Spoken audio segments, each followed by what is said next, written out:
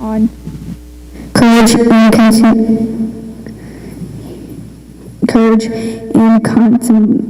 commitment, as love and compassion, generosity and hope. These are some of the reasons why young people all over the world still walk the ways of the cross. There are other reasons, but these you must discover for yourself.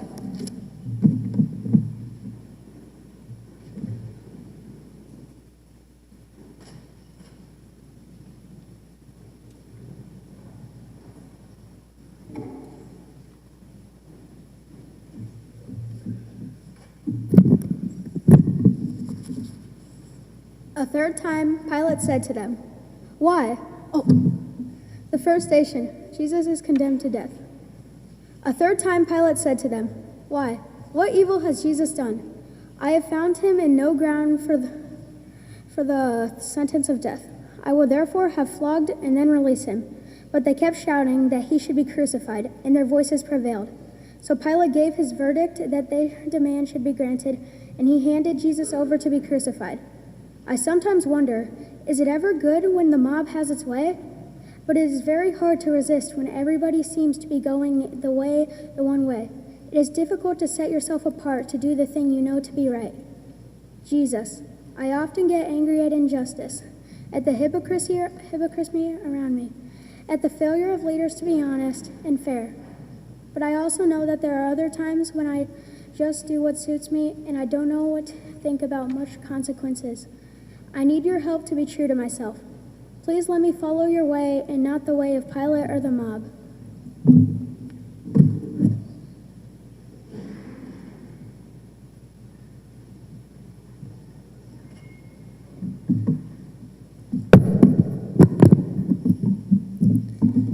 The second station, Jesus takes up his cross. Then Pilate handed him over to them to be crucified. So they took Jesus, who carried the cross by himself, to what is called the place of the skull, which in Hebrew is called Golgotha. Sometimes life does not make sense, especially when people are asked to carry burdens that are not of their own making and to live with things over which they have no control. Where is the fairness in that? Jesus, I don't understand why life is sometimes so hard. At times it seems as if God just does not care. But you trusted your Father and never lost faith in his goodness. Help me when I have to face my cross. Let me know that you carry it with me and to trust that somehow good can come from it.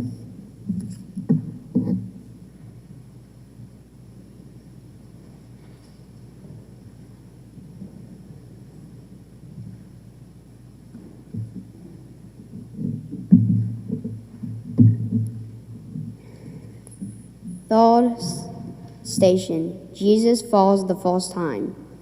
It's not hard to imagine how people can feel completely overwhelmed by the problems that come their way. No job, family breakdown, ill health. Then young people have other pressures, schools, exams, bullying, alcohol, and drug abuse. Jesus, I'm concerned about some of my friends and the people I know who find it really hard to go on. In your love and compassion, reach out to them and help them to take each day as it comes.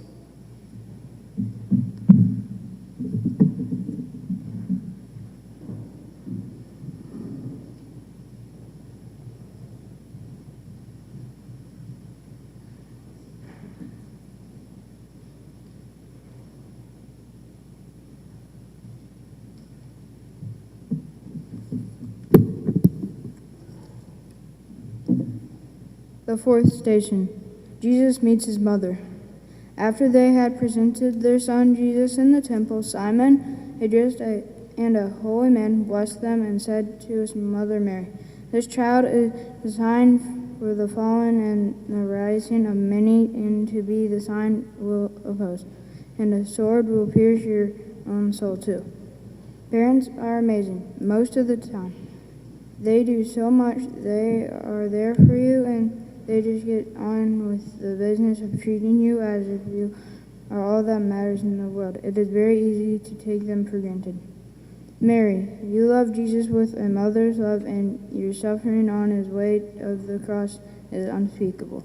Open your eyes to see your Son as you see him, and give us the courage to share him with the world just as you did.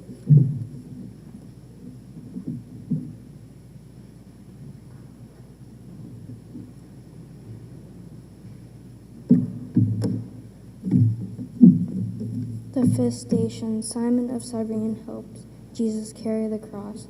As they went out, they came upon a man from Cyrene named Simon.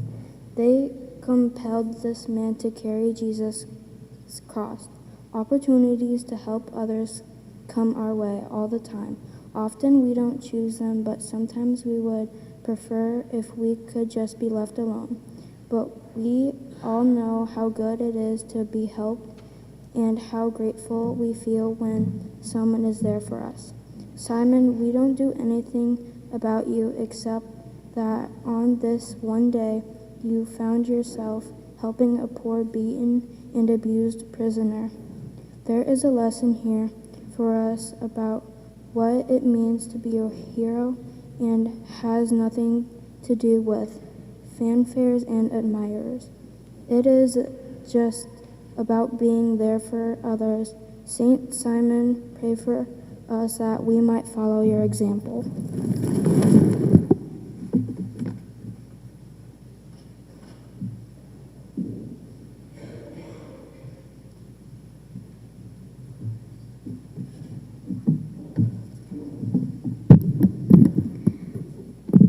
The sixth station, Veronica wipes the face of Jesus. And when was it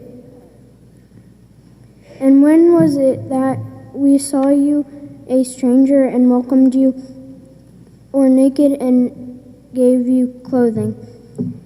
And when was it that we saw you sick or in prison and visited you?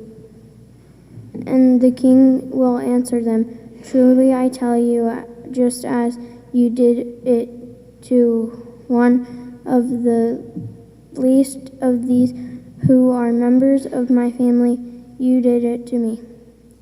In the face of human cruelty and violence, there are brave, good people to remind us that one simple gesture of love means that God is still in the world.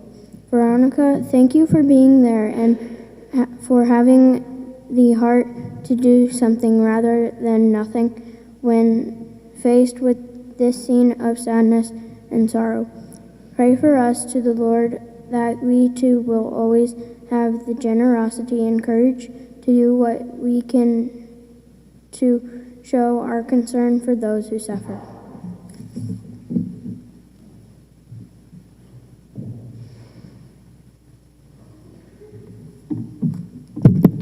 The seventh station, Jesus falls the second time. Be gracious to me, O Lord, for I am in distress. My eyes waste away from grief, my soul and body also. For life is spent with sorrow, and my years with singing. My strength falls because of my misery, and my bones waste away. The prayers in the book of Psalms are useful because they show us how Jesus prayed, and they remind us that even if things are going well for us, that there are many whom the struggle seems too much. As we imagine Jesus falling again, we remember that we are all children of God, and that it is good to pray in union with all of those who are in need. Jesus, I fall on my journey. Lots of things seem to trip me up. At times it is my pride, other times it is self-doubt and lack and trust of you. The worst is when I feel I have been pushed and I overcome with anger. Help me when I'm down to get back up, to leave aside my hurt and anxiety, and to move ahead knowing you will always hear me when I call.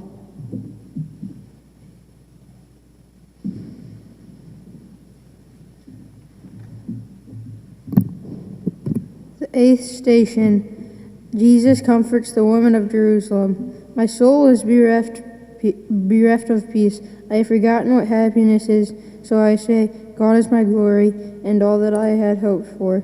The thought of my affliction brings me down. My soul continually thinks of it and is bowed down within me. But this I call to mind, and therefore I have hope. The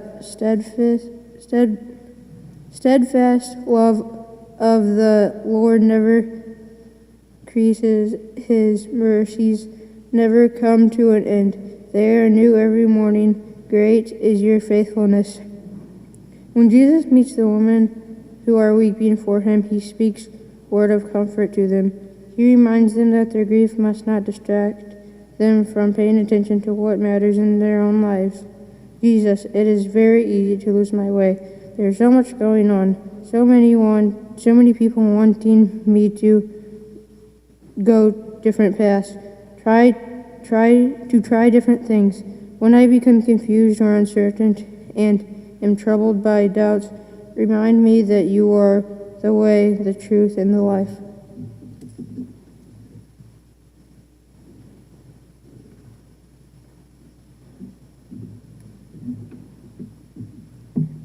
The ninth station, Jesus falls the third time. The Lord is the everlasting God, the creator of the ends of the earth. He does not faint or grow weary. They shall mount up with wings like eagles. They shall run and not be weary. They shall not walk and not faint. As Jesus draws near to the end, it seems that he simply cannot continue. Why should he go on? What's the point? What good can come of this? Jesus, there are times when I just want to run away, when I can't be bothered by any more. I feel hassled and want to give up. At those times, I need you to speak quietly to me about the value of seeing things through to the end of the trusting that even when my efforts appear to fail, you are there to lift me up.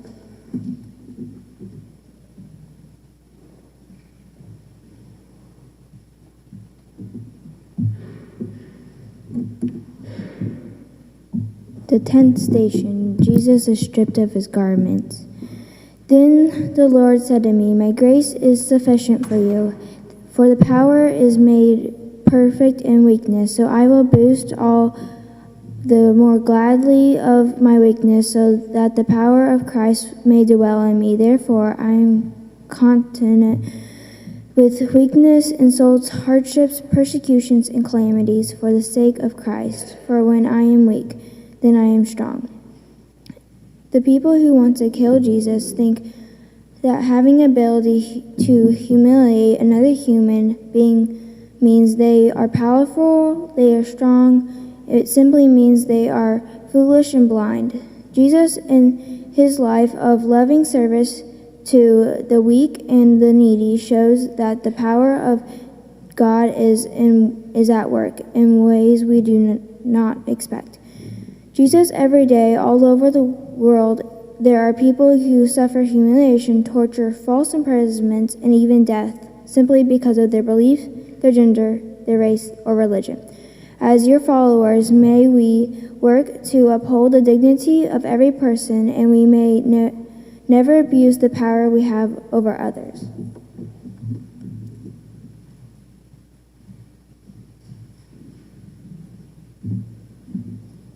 The 11th station, Jesus is nailed to the cross.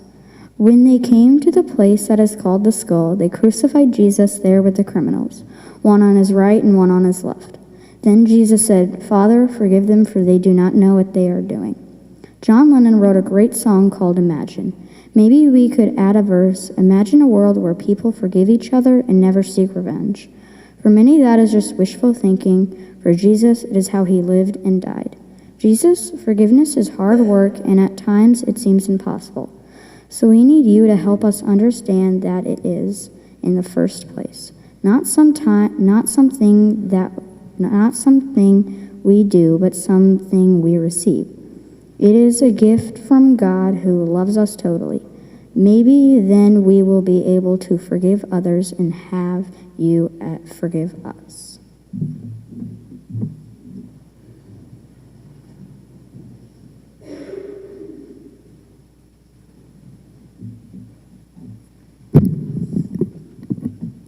The 12th station. Jesus dies on the cross. When it was noon, darkness came over the whole land until 3 p.m. At 3 o'clock, Jesus cried out in a loud voice, my God, why have you forsaken me?" Then Jesus gave a loud cry and breathed his last. And the curtain of the temple was torn in two, from top to bottom. Now when the centurion who stood facing him saw that he had died in this way, he said, "Truly, this man was the Son of God." Why was it dark when Jesus died? After all, it was only 3 p.m. And why does it mean that the temple curtain was torn in two? The symbols around the death of Jesus help us to think about it not just as an event in history, but as something that spells the end of darkness, as Jesus, the light of the world, returns to his Father and opens the way of God for everyone. Jesus, you know what it feels like to be abandoned. You have been through all the deepest darkness we can imagine. When we are feeling lost and alone, let your light shine upon us so that we can find our way back to you.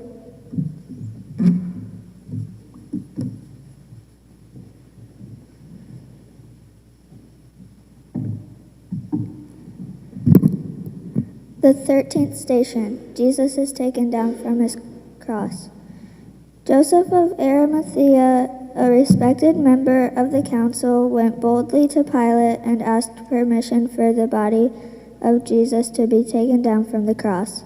When Pilate learned from the centurion that Jesus was dead, he granted the body to Joseph. Then Joseph bought a linen cloth and took the body down. Joseph of Arimathea is a respectable man who risks his good reputation by asking for permission to bury Jesus. Every day, ordinary people show extraordinary courage and kindness in ways that never grab the headlines. Joseph, you appear suddenly in the story. We find out that you are a person of great goodness who is brave enough to do the decent thing. Sometimes we know that we should do, but we don't because it might not be cool.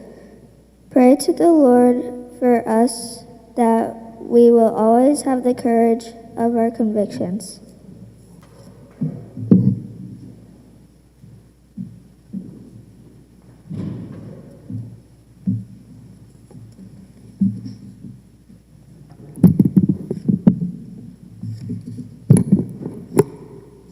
They took the body of Jesus and wrapped it with the spices in linen cloths, according to the burial custom of the Jews.